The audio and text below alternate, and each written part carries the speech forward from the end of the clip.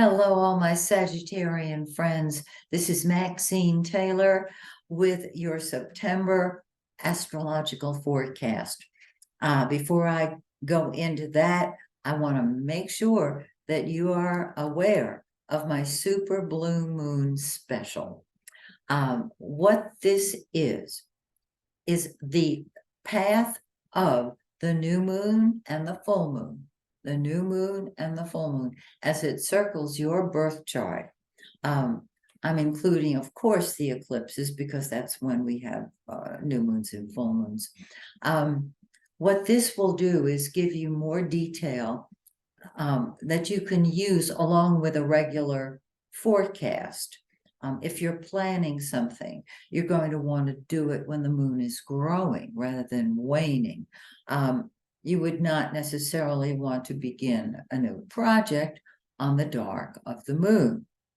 And I'll explain all this personally to you because I'm going to be doing your personal chart, not the entire Sagittarian population on this planet. So if you are interested, just go to my website, MaxineTaylor.com, and all the information is there. This special ends the very last day of September. So you might want to hop on that. Okay, let's talk about this wonderful forecast that you've got. Oh my goodness gracious. Let's jump in feet first. Jupiter's going retrograde, okay? And when Jupiter, because it's a slow-moving planet, goes retrograde, it stays retrograde for quite a few months. It will go retrograde September 5th. Now, it's here in your sixth house of work, of health, and service. This is really cool because what you can do, Jupiter's still working. It's just working slowly. It's not delivering what it normally does, which is abundance and blessings and money and truth. It's God's law. And so apply that to your job. And there's a desire to serve, to help, to be needed. If you're looking for another job, you may find that you get that after Mercury, that's up here. As soon as Jupiter goes direct. I'm just saying. So that's number one. Then Venus, the planet of love, is the lesser benefic. It's a joke. Less good. Venus rules love and money and beauty and charm and music and oh my goodness. So Jupiter and Venus are the two good guys of the zodiac. Your Venus is in your ninth house of the higher mind. It's what you love. Well, you love to travel long distance, and if you can't travel long distance, it's important to be able to communicate long distance. You know what I mean? Okay, higher education, seeing options that are open to you. You're talking about concepts and principles, not ideas. Gorgeous. Okay, remember, it'll go direct on the 3rd and go right into the shadow of the retrograde. Okay, it won't be retrograde, but it will go into the shadow. Then, of course, Mercury, good old Mercury. Mercury goes retrograde 3 times a year. Need I say more? It's in your 10th house of career and public image and leadership. It's going to go direct on the 15th. Now, Mercury is not an action planet, but it is how we think. All right. So you're thinking in terms of moving upward, but the advancement may not come until Mercury goes direct. However, the sun, that orangey yellow planet up there in your 10th house, says you're a leader. And so you may be given leadership projects, but you're waiting for the final signature on the paper.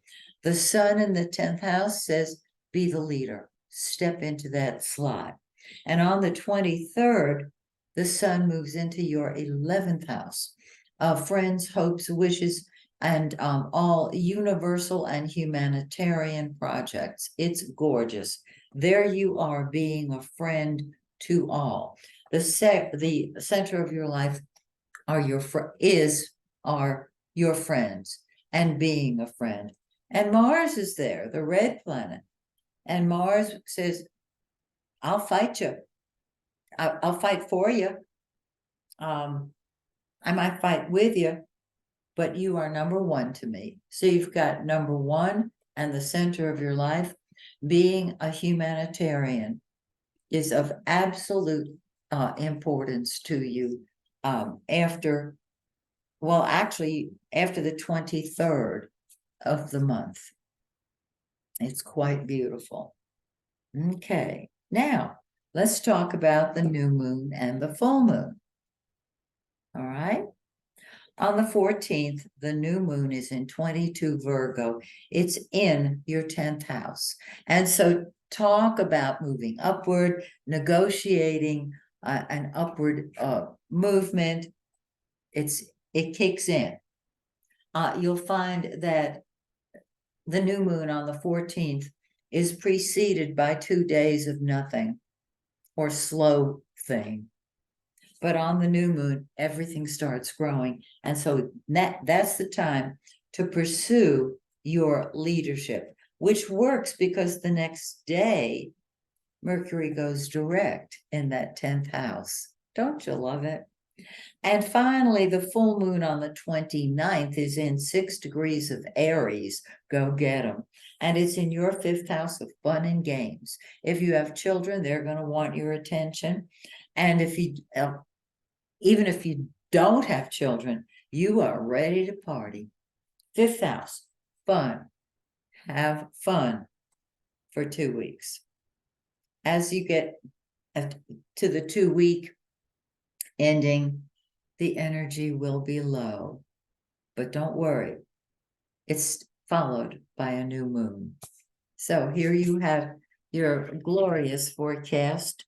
I hope you have a fabulous September, and I hope you'll join me next month, well, the month after, of course, in October, as we once again look at your forecast.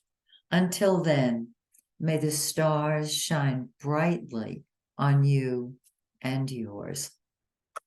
Bye for now.